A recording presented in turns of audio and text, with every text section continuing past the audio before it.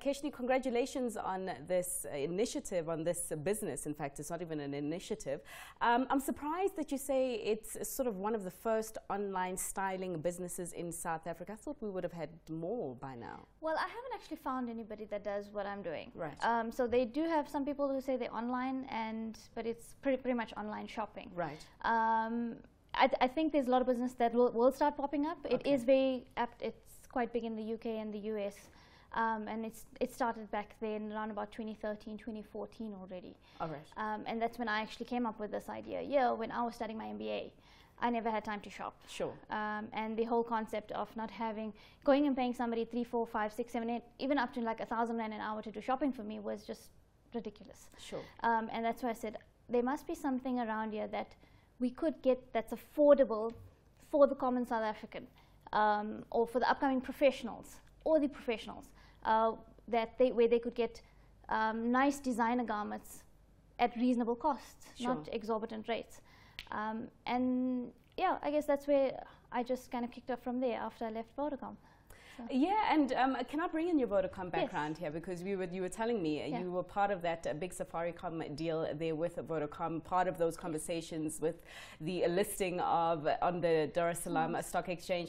How did you take that leap from a very comfortable and I'm sure well-paid position to go and start your own business? I mean, it sure took a lot of guts. Guts? Yo, I don't know.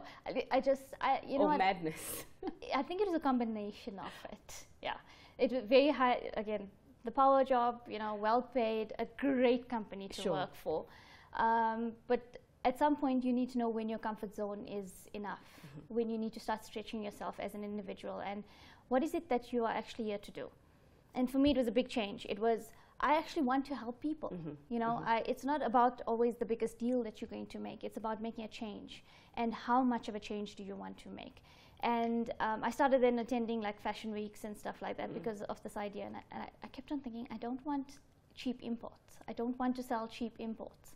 You know, and when I started attending these SA fashion weeks, I started getting to know the designers on a personal level, and then I understood kind of the challenges they faced and things like that. And it was like it became more and more apparent that I should be working with them to push this forward. And that's where I decided that Styled is going to start helping South African designers grow their base in South Africa. Sure. So is it all local content that is available on Style, or do yes. you have some international clothing there as well? So I started off using a mix of them, but in the past 8 months, I've actually just gone totally South African or African brand. So like the House of Diva is not South African born, but she's based in South Africa. All her stuff is made in South Africa.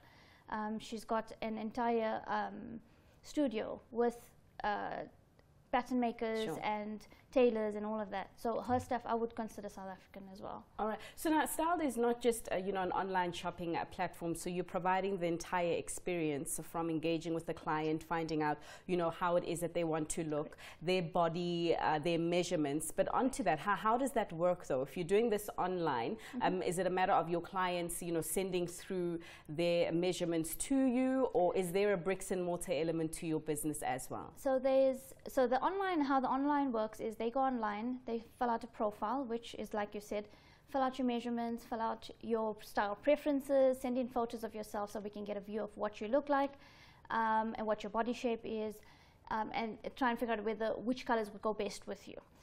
From there it goes into a program that says these are the most likely outfits that would suit you, and that will be up to 10 of those items will be selected and sent to you to try on at home. Just a quick one. I mean, we are out of time. Is there a demand from South Africans to have sort of assistance to help them shop? And especially when, you know, the economy is not so great. I imagine that comes at an extra cost than, you know, going to get it for yourself, even though you are busy. But what's the size of the market? And especially given that online commerce is still a very small industry here in the country. So at the moment it's extremely small. I can't actually quantify it because there are no measurements in place that I can actually refer you to, unfortunately. Even though the internet penetration rate in South Africa is up to like 50% now of recent figures, I'm not convinced that many people actually do shop online.